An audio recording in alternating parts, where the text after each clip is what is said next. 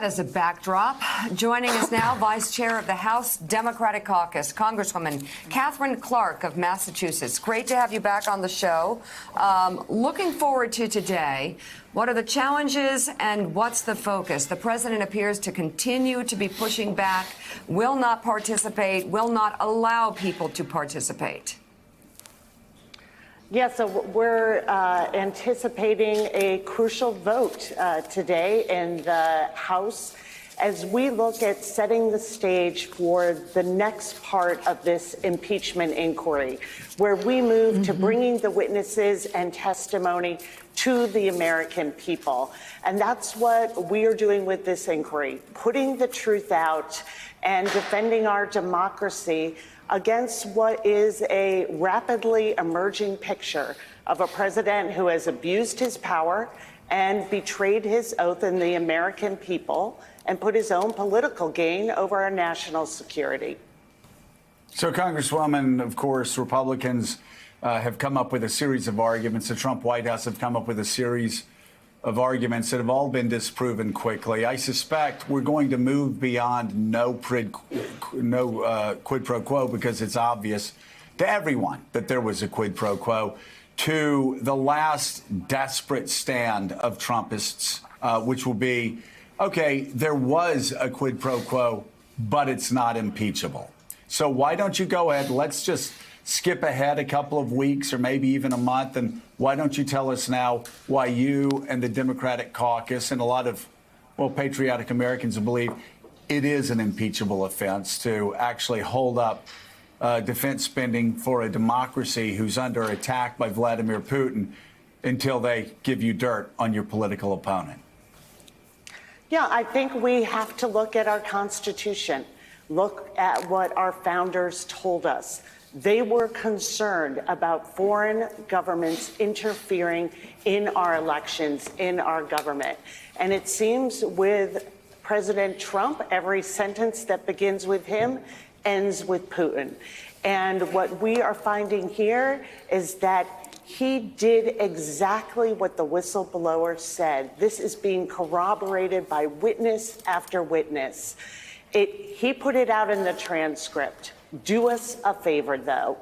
And he put his own political agenda, his own campaign, over the very real security interests of Americans and of an ally in Ukraine who needed us. It has been put out starkly by witnesses. This is a life or death issue for Ukraine people every single day, Ukrainian people. And we have to answer that. And what we have with the Democrats is we are taking this deliberatively. We are being so solemn and sober about this.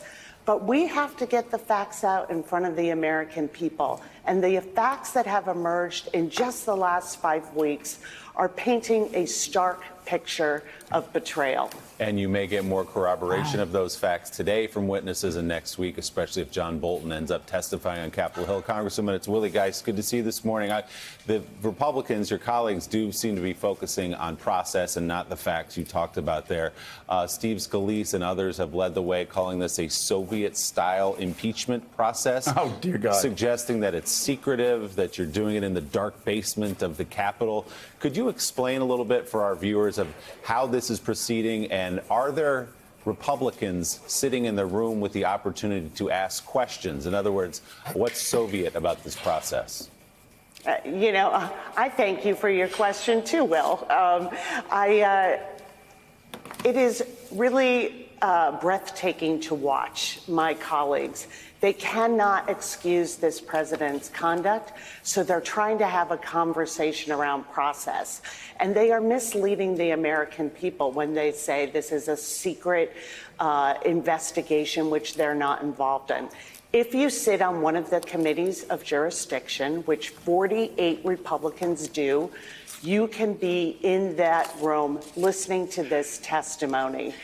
And there is Republican counsel present asking questions on their behalf at every single one of these depositions. Now that we are moving into the public phase of this inquiry, all those process questions are falling by the wayside. And I'm afraid what we're going to see is the playbook of this White House and Republicans of smear and fear coming back into play because it's all they have.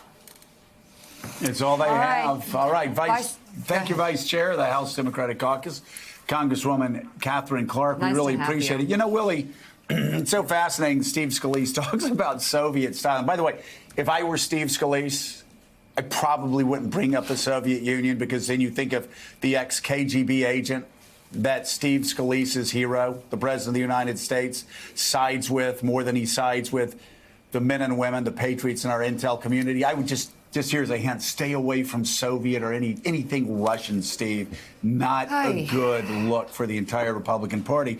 But you know, it's fascinating. They're whining about these behind closed door meetings. And you have Trey Gowdy, who comes out and says, wait a second, you have to do these things in private. In fact, the Republicans, time and time again, for the fact-finding part of all of their Benghazi hearings and Fast and Furious hearings, they went behind closed doors. Trey Gowdy said it was the only way to do it. It was the best way to do it, and they preferred to do it that way. I don't know if Republicans think that the overwhelming American part of the American public are struggling with their collective memory, but we're not. And they just look stupid when they say things like that. Yeah, and I'm glad Congresswoman Clark laid out again what actually happens in that room, because to listen to Steve Scalise, and by the way, it's not just him, the Soviet thing is a talking point. There was one congressman yesterday who talked about the hearing room being a, quote, secret chamber, as if you had to pull a book out of a wall and then you could proceed back inside.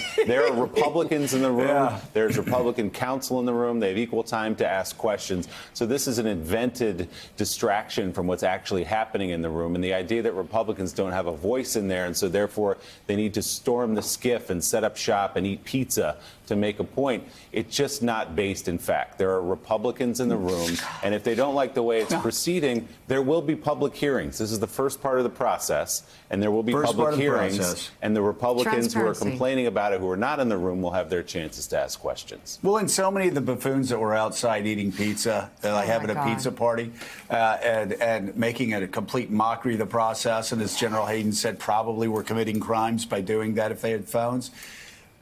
So many of those people could have been inside.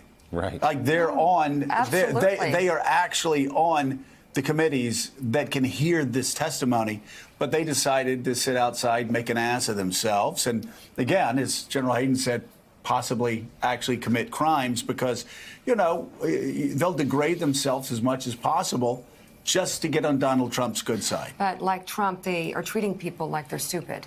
Up next, Time Magazine is taking a look at Rudy Giuliani's bewildering turn from America's mayor to President Trump's attack dog in chief. I'm afraid the dog may be rabid. It's running around in circles right now. A first look at the new cover story next on Morning Joe. Thanks for checking out MSNBC on YouTube, and make sure you subscribe to stay up to date on the day's biggest stories. And you can click on any of the videos around us to watch more from Morning Joe and MSNBC. Thanks so much for watching.